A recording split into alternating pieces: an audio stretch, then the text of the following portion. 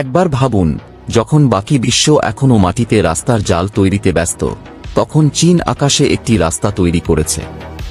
এটি কোনো হলিউড সিনেমার দৃশ্য নয়, বরং বাস্তবতা।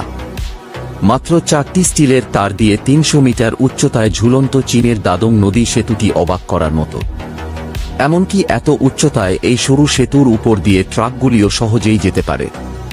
এর প্রস্থ মাত্র 2.7 মিটার, অর্থাৎ একবারে কেবল একটি যানবাহন যেতে পারে।